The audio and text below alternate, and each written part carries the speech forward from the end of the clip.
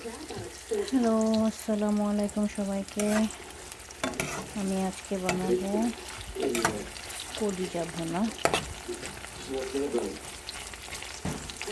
তাই প্রথমে আমি তেলের মধ্যে কিছু গোটা মশলা দিয়ে নিলাম এবং বেশি করে পেঁয়াজ আমরা এটাকে হালকা লাল করে নেব। এখন এর মাঝে আমি দিয়ে দিব আগে থেকে হালকা সেদ্ধ করে রাখা কলিজা। এবং এটা কলিজা বললে ভুল হবে, এটার মধ্যে কিছু কলিজা দেন কিডনি মিক্সড করা আছে, হার্ট মিক্সড করা আছে।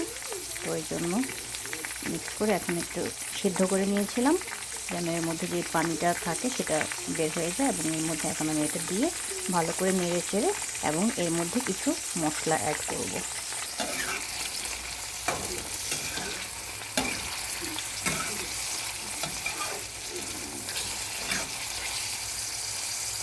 এখন এর মাঝে আমি দিয়ে নেব 1 চামচ রসুন বাটা, 1 চামচ আদা বাটা, 1 চামচ হলুদ গুঁড়ো এবং 1 চামচ শুকনো মরিচ গুঁড়ো। ঝালটা যার যার মতো করে একটু বেশি কম করে নেবেন, যারা ঝাল বেশি খেতে চান আর একটু যেভাবে দিয়ে নেওয়া হয়, কিন্তু আমি মিডিয়াম রাখছি। এখন এটাকে ভালো করে মিশিয়ে নিয়ে কিছুক্ষণ কষাবো, 2-3 মিনিট কষিয়ে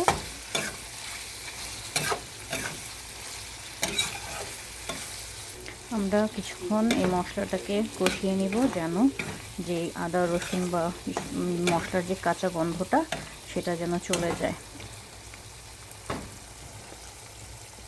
এখন আমি দিয়ে দিব গরম মশলা। এটা আমার ঘরে নিজে তৈরি করা এই মশলাটা, স্পেশাল মশলাটা আমি এখন দিয়ে দিব এখানে এবং দিয়ে দিব পরিমাণ মতো লবণ।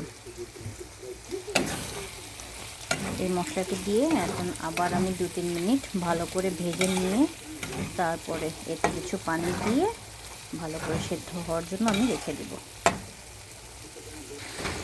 কষানোর সময় ভালো করে একটু খেয়াল রাখতে হবে মশলাটা যেন পুড়ে না যায়। এই জন্য চাইলে আপনারা অল্প করে একটু পানি দিয়ে তারপর কষিয়ে নিতে পারেন। মশলাটা নিচে লেগে গেলে এই স্বাদটা একটু অন্যরকম হয়ে যাবে। আবার ফিরে আসলাম। এখন আমি 10 মিনিটের মতো এটাকে ভালো করে কষিয়ে নিয়েছি। এখন এর মাঝে আমি দিয়ে নিব গরম 1 কাপ পানি।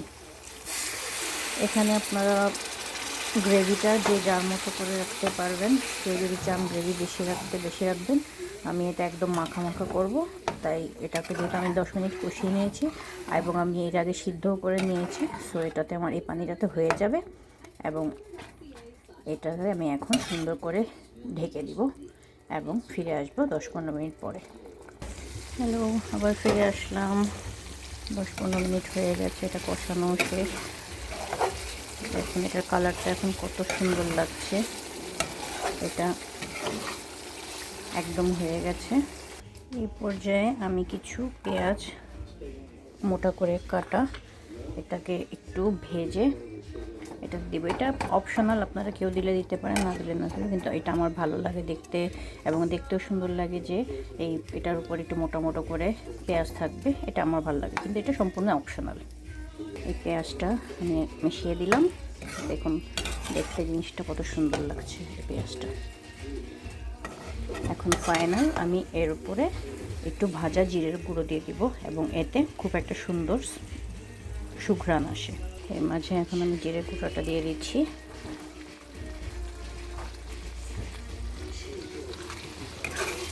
This is my final look.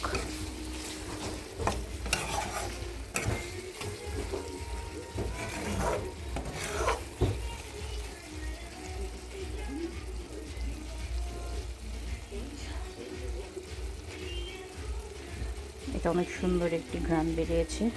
আর আপনাদের জন্য আমি এই ভিডিও কষ্ট করে বানাই, আপনাদের একটি সাপোর্টের জন্য এবং আপনাদের একটি অনুপ্রেরণা পাওয়ার জন্য। যদি আপনাদের ভালো লেগে থাকে অবশ্যই আমার চ্যানেলটি সাবস্ক্রাইব করবেন, লাইক কমেন্ট শেয়ার করবেন। ধন্যবাদ। আসসালামু আলাইকুম।